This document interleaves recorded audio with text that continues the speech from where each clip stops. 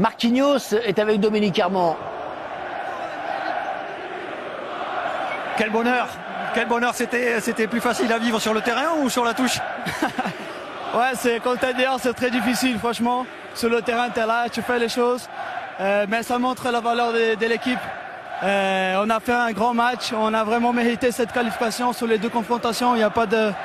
Il n'y a pas poteau. Je pense que le foot, des fois, ils ne connaissent pas le mérite, mais aujourd'hui, je suis content que nous, on a passé parce qu'on méritait vraiment. Vous êtes là depuis longtemps dans ce club, vous avez vécu des grandes joies, des grandes déceptions. Vous la mettez où, cette victoire? Sortir Liverpool, vous le mettez où? Moi, j'aimais le 11 mars. Vous savez, le 11 mars, ouais. C'est Chelsea, ici en Angleterre. C'est Dortmund aussi, à chaque 5 ans. C'est une journée spéciale pour nous, je ne sais pas. Voilà, franchement, c'est... Venir ici, s'imposer ici avec une équipe qu'on a, une équipe très jeune, une des plus jeunes de cette Champions League. Je pense que le coach, le staff, tout le monde est en train de faire un super boulot et je suis très heureux aujourd'hui. Quand on élimine la meilleure équipe d'Europe, on n'a pas de limite? Ouais, on n'a pas de limite, mais il faut toujours s'améliorer. Comme on dit toujours, il faut pas s'arrêter là. C'est que la 8e de finale. Ce match pouvait très bien être une finale, mais c'est une 8e de finale. Il nous reste encore beaucoup de boulot. On va continuer à travailler. Déjà dimanche, il y a un super boulot à faire, Marseille à la maison. Et on n'a pas de temps, il faut se récupérer pour gagner le prochain match déjà. Merci Marquis, bravo. Quel bonheur de les voir aussi heureux. Le 11 mars, le fameux 11 mars, la victoire à Chelsea dont on parlait, c'était un 11 mars. La victoire, la qualification contre Dortmund dans un stade, un Parc des Princes vide, qui allait amener jusqu'à la finale, c'était aussi un 11 mars. C'est vrai que, alors, en quart de finale, hein, a priori contre Aston Villa, on le saura demain. Soyez avec nous demain pour savoir, pour connaître l'adversaire du Paris Saint-Germain et pour savoir si Lille rejoint le Paris Saint-Germain en quart de finale. Donnarumma a été désigné homme du match. C'est le football, c'est fantastique parce que on a fait un peu son procès après le but encaissé en fin de match au match aller et puis là il a été fantastique dans la rencontre. Et dans la séance des tirs au but, est-ce qu'on peut revoir peut-être les 2 tirs au but qu'il arrête durant cette séance? Et puis nous, ce que vous avez pensé du match de Donnarumma? Il a refait le coup de la finale de l'Euro 2021 où en Angleterre, il avait permis à l'Italie d'être championne d'Europe ce soir-là. C'est un domaine où il est performant, ce n'est pas nouveau. Et ce soir, il a été très bon même excellent pendant 120 minutes. Et là-dessus, il a jailli sur le premier tir au but. C'est des vrais arrêts hein, sur ces tirs au but. C'est pas des tirs au but trop ratés. Je trouve que justement il va bien choisir un côté et avec sa grande taille, c'est vrai qu'il est allé les chercher. Il fait du bien. Il a pas tout réussi, mais exactement. Mais je trouve aussi il a fait des arrêts décisifs. Je pense surtout à cette deuxième mi-temps où le PSG a souffert et c'est là où limite je le remercie encore parce qu'il a tellement pris cher après ce premier match que je suis contente de le voir se rattraper ce soir. Mais moi je pense que c'est le genre de gardien qui est très très bon lorsqu'il y a un volume de frappe élevé ou lorsqu'il est sollicité durant tout le match. Il a un peu plus de mal lorsqu'il a une seule occasion à sortir. Mais sinon, on ne remet pas en cause ses qualités de gardien de but. Et on en parlait juste avant sur la séance de tir au but. Il en a fait gagner une à son pays en finale de l'Euro. Et là, il a été vraiment décisif parce que c'est 2 beaux arrêts qu'il fait sur les tirs au but. Nasser, le président, est en train de saluer le COP parisien, les plus de 3000 supporters qui ont fait le déplacement à Anfield ce soir, qui se souviendront de cet exploit parisien. Il y a tout, hein. Dans un stade. Il y a tout dans cet exploit. Ouais. On souligne pas assez le travail aussi. Ils ont été héroïques, même défensivement. Ça a les été joueurs énorme. offensifs qui ont fait un travail. Exactement, mais de toute façon, ça sourit toujours à l'équipe qui en a montré le plus. Mais je trouve que défensivement, cette équipe-là a été monstrueuse. Et dans cette séance de tir au but, hein, au-delà de Donnarumma, même la sérénité dans les tireurs, parmi les tireurs. Parisien, Marquinhos en parlait, mais cette équipe elle a moins de 25 ans de moyenne d'âge, des 16 équipes là, qui restaient en 8e de finale de la Ligue des Champions. C'est l'équipe la plus jeune et elle a vraiment montré un calme ce soir dans un stade hostile avec une énorme ambiance, on l'a entendu encore en prolongation, où jamais personne n'avait réussi à renverser Liverpool dans toute son histoire en Coupe d'Europe. Ça va vraiment entrer dans la légende du club. David. Performance XXL, rien à dire. Maturité, franchement, dans les moments difficiles, ils ont su courber les chines et laisser passer le temps. Ils ont réagi comme il fallait. Luis Enrique a fait un travail. Il a été décrié au début dans certains de ses choix, mais quand on voit l'état de l'équipe aujourd'hui, elle est forte, elle est vraiment costaud, donc chapeau aussi à lui. On se faisait la réflexion sur le pédigré des joueurs qui sont rentrés.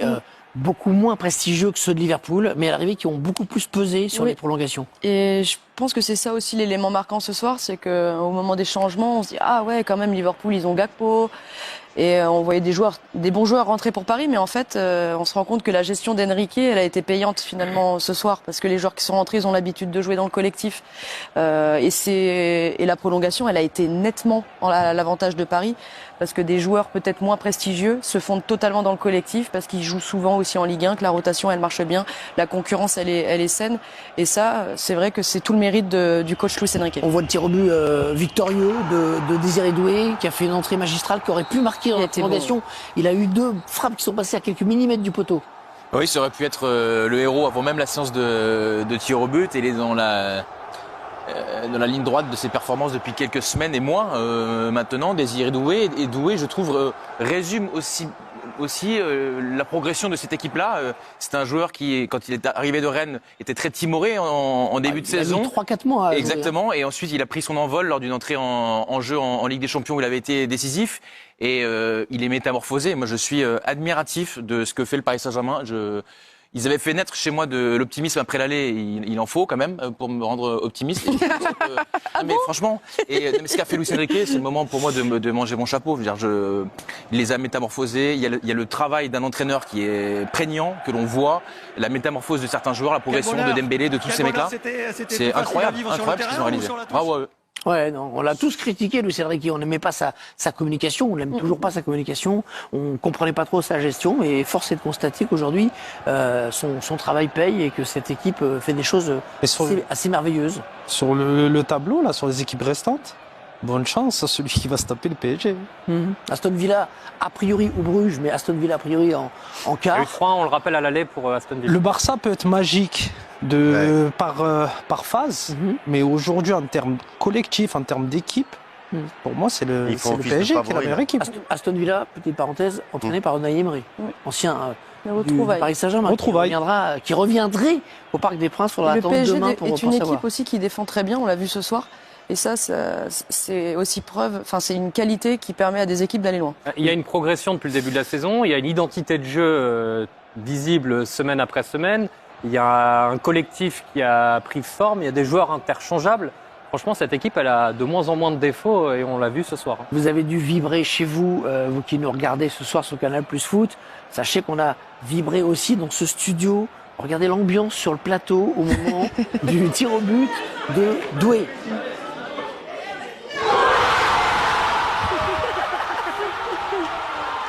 Oui, c'est vous.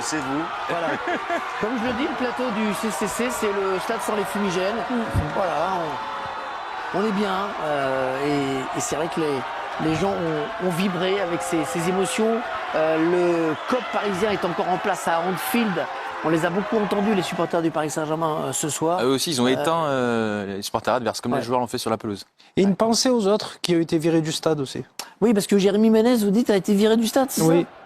Oui, il était au a vu le match à l'hôtel. Ils leur ont demandé si c'était des Français. Ouais.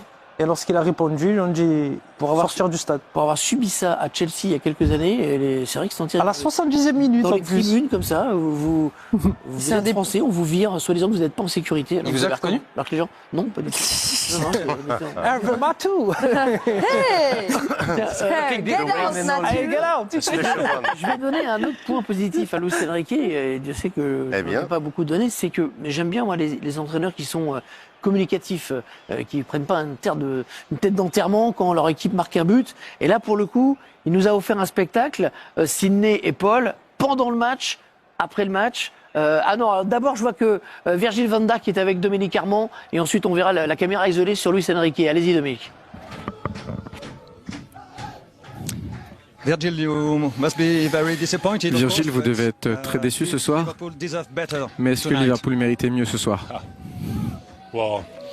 Eh bien, je pense que quand on va au penalty, c'est la loterie. Les deux gardiens peuvent arrêter les penaltys et Donnarumma était bon dans ce domaine.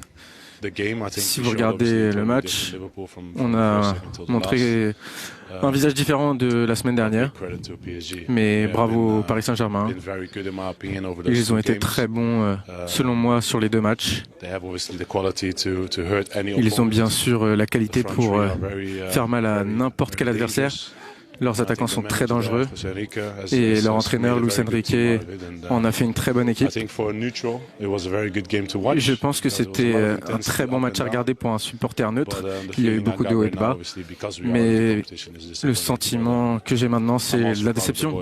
Je suis fier de mes coéquipiers, de la réaction, de la manière dont on a joué la première période.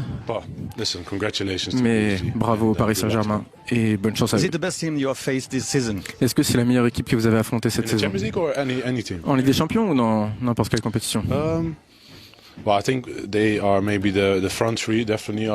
trois attaquants sont peut-être les plus dangereux, les plus directs, les plus en forme.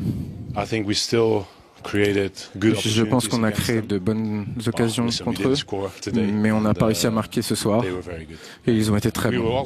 On a été aussi très bons, mais bravo à eux et bonne chance pour le reste de la compétition. Virgin van Dijk avec la traduction de Sébastien Martins. La classe. Ouais, ouais. Je veux dire, Quoi non, mais encore parce qu'il a dit la loterie sur les tirs au but. Non, mais il reconnaît que le PSG s'est qualifié, c'est super, bravo à eux. Enfin, il dit on s'est créé beaucoup d'occasions, Ils ont été meilleurs. Ils ont été, en deuxième mi-temps, ils ont eu beaucoup d'occasions. C'est normal. Ils jouent à domicile. Voilà, oui, mais sûr. sur la double confrontation, il n'y a pas photo. Il n'y a pas photo. Mais il est fair play, Mais il a quand même admis la supériorité du Paris Saint-Germain. Luis Enrique, t'es avec Dominique Armand. Allez-y, Dominique. Luis. Oui, Louis, racontez-nous, on entend la musique d'ici, qu'est-ce qui se passe dans le vestiaire parisien? Un très bon fête. Et bueno, nada. No sé qué decir, la verdad. Eh bien, je ne sais pas quoi dire en vérité. Mais je suis très content parce que on a montré que sont une vraie équipe. C'est quelque chose qu'on va dire il y a beaucoup de temps, mais je pense qu'aujourd'hui, avec nos supporters, c'était un très bon match et on est fiers de ser une vraie équipe. Il y a un an, vous nous aviez dit, dans un an, mon équipe, elle sera bien meilleure. Il y a beaucoup de gens qui étaient sceptiques, qui ne pensaient pas que c'était possible. Aujourd'hui, est-ce que vous êtes loin de ce que vous cherchez à faire avec cette équipe? Ou est-ce qu'elle est presque à son maximum? Non, c'est le début. C'est le début de... Si, je pense que c'est notre mentalité d'être meilleur.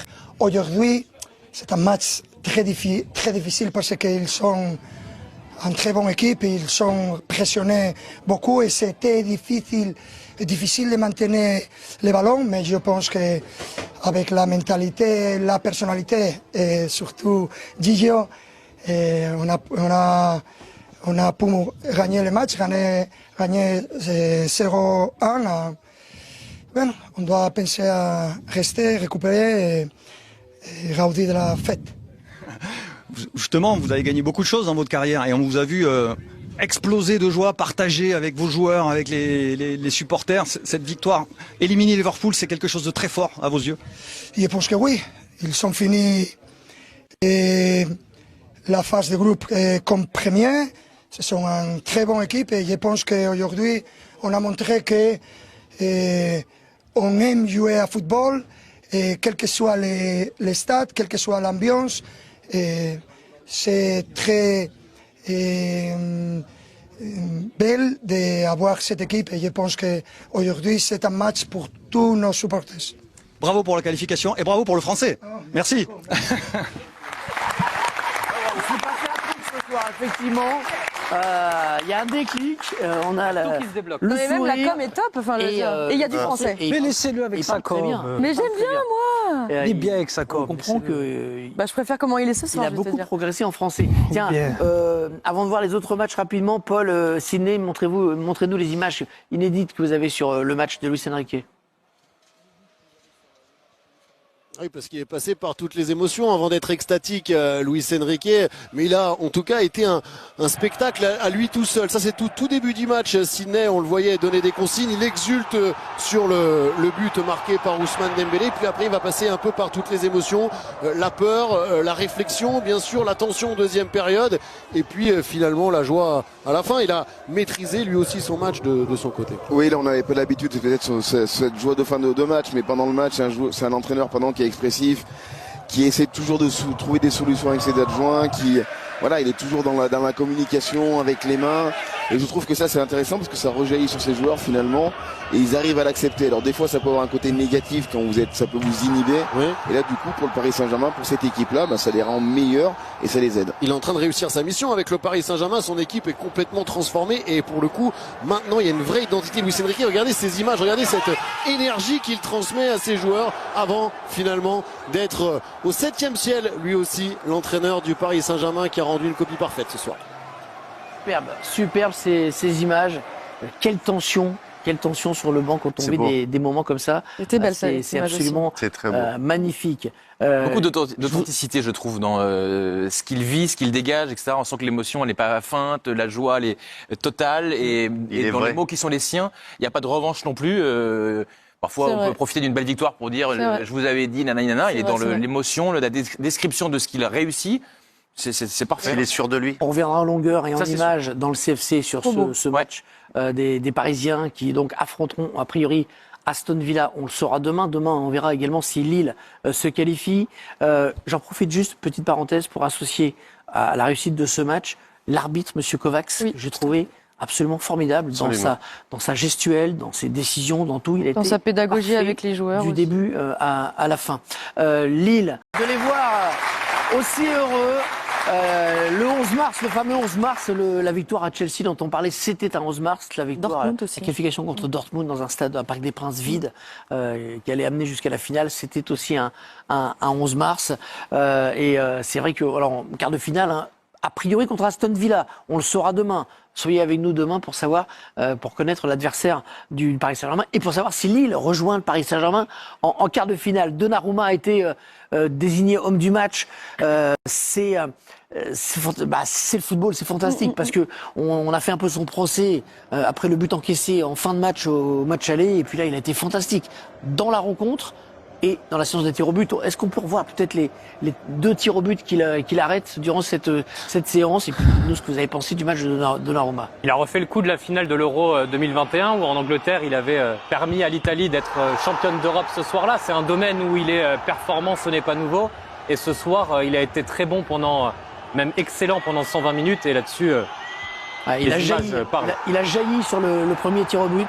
C'est des vrais arrêts sur ce tir au but. C'est pas des tirs au but trop ratés. Je trouve que justement il va bien choisir un côté, et avec sa grande taille, c'est vrai qu'il est allé les chercher, il fait du bien. Il a pas tout réussi, mais exactement, mais je trouve aussi il a fait des arrêts décisifs. Je pense surtout à cette deuxième mi-temps où le PSG a souffert, et c'est là où limite je le remercie encore parce qu'il a tellement pris cher après ce premier match que je suis contente de le voir se rattraper ce soir. Mais moi je pense que c'est le genre de gardien qui est très très bon lorsqu'il y a un volume de frappe élevé ou lorsqu'il est sollicité durant tout le match. Il a un peu plus de mal lorsqu'il a une seule occasion à sortir. Mais sinon, on remet pas en cause ses qualités de gardien de but, et on en parlait juste avant sur la séance de tir au but. Il en a fait gagner une à son pays en finale de l'Euro.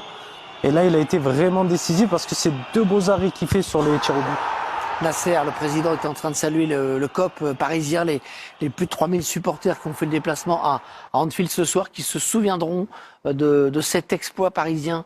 Il y a tout, dans un stade. Il y a tout dans cet exploit. Ouais. On souligne pas assez le travail aussi. Ils ont été héroïques, même défensivement. Ça a les été joueurs énorme. offensifs qui ont fait un travail. Exactement, mais de toute façon, ça sourit toujours à l'équipe qui en a montré le plus. Mais je trouve que défensivement, cette équipe-là a été monstrueuse. Et dans cette séance de tir au but, au-delà de Donnarumma, même la sérénité dans les tireurs, parmi les tireurs parisiens, Marquinhos s'en parlait, mais cette équipe elle a moins de 25 ans de moyenne d'âge, des 16 équipes là, qui restaient en 8e de finale de la Ligue des Champions.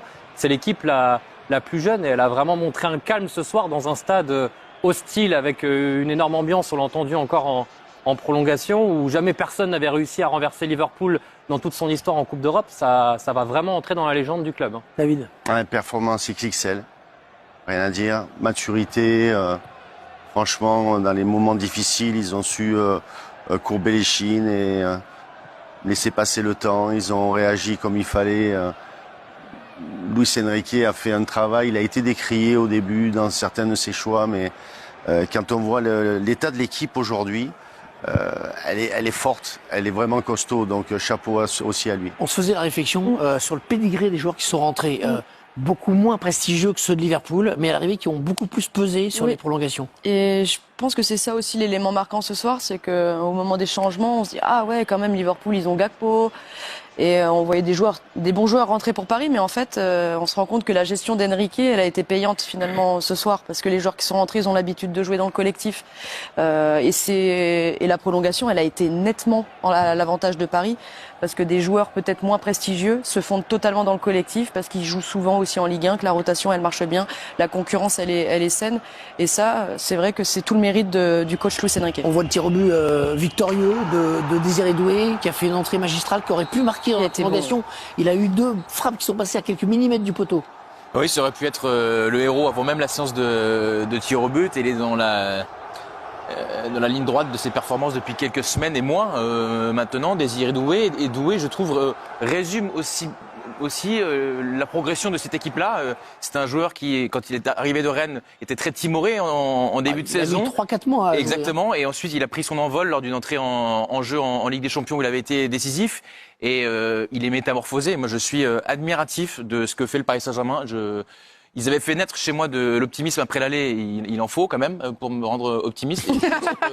Mais franchement, mais ce qu'a fait Luis Enrique, c'est le moment pour moi de manger mon chapeau. Je veux dire, il les a métamorphosés. Il y a le travail d'un entraîneur qui est prégnant, que l'on voit, la métamorphose de certains joueurs, la progression de Dembélé, de tous ces mecs-là. C'est incroyable ce qu'ils ont réalisé. Bravo à eux. Ouais, non, on l'a tous critiqué, Luis Enrique. On n'aimait pas sa communication, on n'aime toujours pas sa communication. On comprenait pas trop sa gestion, mais force est de constater qu'aujourd'hui, son travail paye et que cette équipe fait des choses assez merveilleuses. Sur le tableau, là, sur les équipes restantes, bonne chance à celui qui va se taper le PSG. Aston Villa, a priori, ou Bruges, mais Aston Villa, a priori, en quart. Il y a eu 3, on le rappelle à l'aller pour Aston Villa. Le Barça peut être magique par phase, mais aujourd'hui, en termes collectifs, en termes d'équipe, pour moi, c'est le PSG qui est la meilleure équipe. Aston Villa, petite parenthèse, entraîné par Unai Emery, ancien du Paris Saint-Germain, qui reviendrait au Parc des Princes. Faudra attendre demain pour savoir. Le PSG est une équipe aussi qui défend très bien, on l'a vu ce soir. Et ça, c'est aussi c'est une qualité qui permet à des équipes d'aller loin. Il y a une progression depuis le début de la saison, il y a une identité de jeu visible semaine après semaine, il y a un collectif qui a pris forme, il y a des joueurs interchangeables. Franchement, cette équipe, elle a de moins en moins de défauts et on l'a vu ce soir. Vous avez dû vibrer chez vous, vous qui nous regardez ce soir sur Canal+ Foot. Sachez qu'on a vibré aussi dans ce studio. Regardez l'ambiance sur le plateau au moment du tir au but de Doué.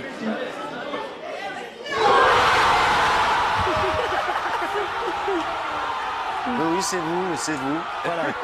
Comme je le dis, le plateau du CCC, c'est le stade sans les fumigènes. Voilà, on est bien. Et c'est vrai que les gens ont vibré avec ces émotions. Le COP parisien est encore en place à Anfield. On les a beaucoup entendus, les supporters du Paris Saint-Germain, ce soir. Eux aussi, ils ont éteint les supporters adverses, comme les joueurs l'ont fait sur la pelouse. Et une pensée aux autres qui ont été virés du stade aussi. Oui, parce que Jérémy Ménez, vous dites, a été viré du stade, c'est ça ? Oui, il était au match, ils ils leur ont demandé si c'était des Français. Ouais.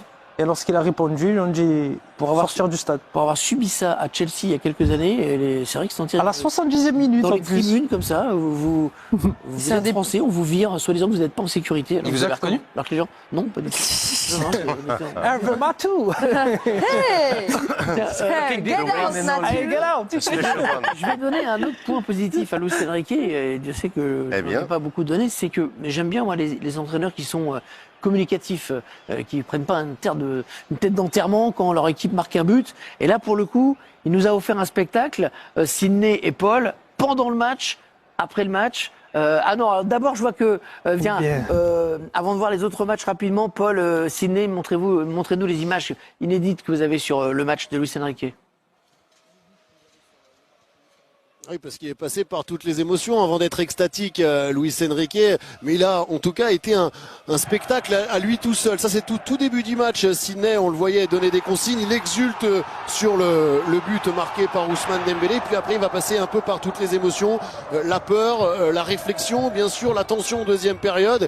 Et puis, finalement, la joie à la fin. Il a maîtrisé, lui aussi, son match de son côté. Oui, là, on n'avait pas l'habitude, peut-être, sur cette joie de fin de match. Mais pendant le match, c'est un entraîneur, qui est expressif, qui essaie toujours de trouver des solutions avec ses adjoints, il est toujours dans la communication avec les mains. Et je trouve que ça, c'est intéressant parce que ça rejaillit sur ces joueurs finalement. Et ils arrivent à l'accepter. Alors des fois, ça peut avoir un côté négatif quand ça peut vous inhiber. Oui. Et là, du coup, pour le Paris Saint-Germain, pour cette équipe-là, ça les rend meilleurs et ça les aide. Il est en train de réussir sa mission avec le Paris Saint-Germain. Son équipe est complètement transformée. Et pour le coup, maintenant, il y a une vraie identité de Luis Enrique. Regardez ces images, regardez cette énergie qu'il transmet à ses joueurs avant finalement d'être au 7e ciel. Lui aussi, l'entraîneur du Paris Saint-Germain qui a rendu une copie parfaite ce soir. Superbe ces images. Quelle tension sur le banc quand on vit des moments comme ça. C'était belle, c'est absolument magnifique. Beaucoup d'authenticité, je trouve, dans ce qu'il vit, ce qu'il dégage, etc. On sent que l'émotion, elle n'est pas feinte, la joie, elle est totale. Et dans les mots qui sont les siens, il n'y a pas de revanche non plus. Parfois, on peut profiter d'une belle victoire pour dire « je vous avais dit, nanana ». Il est dans l'émotion, la description de ce qu'il a réussi. C'est parfait. Il est sûr de lui. On reviendra en longueur et en images dans le CFC sur ce match des Parisiens qui donc affronteront a priori Aston Villa. On le saura demain. Demain, on verra également si Lille se qualifie. J'en profite juste, petite parenthèse, pour associer à la réussite de ce match l'arbitre, Monsieur Kovacs, que j'ai trouvé absolument formidable dans sa gestuelle, dans ses décisions, dans tout. Il a dans été sa pédagogie avec les joueurs. Du début à la fin. Lille. Salut à tous, cette nouvelle formule de la Ligue des Champions rabat toutes les cartes. Ça remet tout à zéro, ça remet tout à plat. Bonjour, bienvenue à tous. Merci de regarder cette vidéo. On parle bien sûr de ce match d'anthologie entre Liverpool et le PSG, le Paris Saint-Germain. Un Paris Saint-Germain sans Kylian Mbappé. Qu'est-ce qui s'est passé? Un Liverpool qui était tout feu, tout flamme. Liverpool qui était sur le toit de l'Europe. Liverpool, comme on disait, il s'était reconstruit rapidement depuis le départ de Klopp. Qu'est-ce qui s'est passé réellement dans cette équipe de Liverpool? Le match était dantesque. Alors, n'oubliez pas, abonnez-vous si vous regardez cette vidéo pour la première fois. N'oubliez pas, abonnez-vous, activez la cloche de notification pour ne rater aucune autre de mes vidéos. Sur cette chaîne, on parle de sport, on parle d'actualité. C'est une chaîne généraliste, voilà. Mais je vois que vous aimez bien cette playlist de sport. On va en faire davantage. On parle donc de ce match d'anthologie. Tout le monde disait que Liverpool allait écraser le PSG. Surtout après ce match aller où le score était de 1-0. C'était très bien parti pour Liverpool. Et c'était mal embarqué pour le PSG. Surtout, aller défier les Reds à la Mercey, en Angleterre, à Liverpool.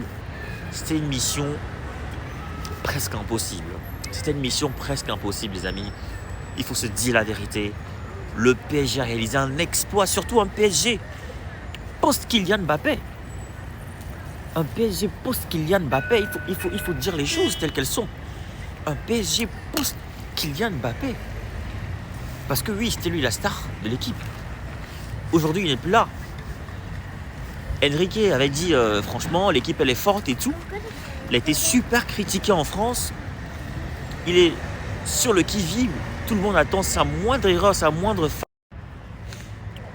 Les gens ont la mémoire courte.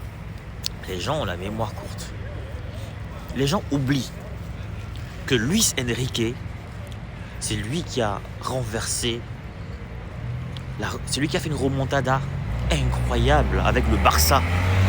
Quand le PSG avait laminé le Barça au match aller, je crois un score de 4 buts à 1, je ne me rappelle plus très bien. Mais je me rappelle de cette remontada de 6 buts à 1. C'était incroyable. Personne n'y croyait. C'était impensable. Mais Luis Enrique, lorsqu'il était manager, sélectionneur du FC Barcelone, il l'avait fait. Il avait réalisé cette remontada hors du commun, cette remontada spectaculaire. Donc les gens, ils ont la mémoire courte. Ils oublient cette partie-là. Ils oublient cette phase-là. Alors Luis Enrique, c'est pas n'importe qui en fait. Luis Enrique, c'est un grand coach. C'est juste qu'il avait des ordres, il avait un cahier de charge, il avait des obligations de gérer Kylian Mbappé quand même, parce que c'était lui la star de l'équipe. Lui, c'est lui qui a géré des stars. Il a géré Messi, il a géré Suarez, il a géré Neymar. Il n'a pas peur des stars. Mais c'est un coach qui aime la construction. C'est un coach qui aime la baballe, en fait, le jeu de la baballe. C'est un coach qui aime le jeu léché, en fait. C'est pas un coach qui aime que le jeu repose sur une seule personne. C'est un coach qui aime que le jeu soit homogène. C'est vrai, il est orgueilleux, c'est vrai. Parfois, il dit des choses, parfois, il se la pète un peu. Mais c'est parce qu'il est bon. Quand on est bon, quand on est fort, on a le droit d'être orgueilleux. Acceptez ça, les amis, quand on est fort, on a le droit d'être orgueilleux. Oui.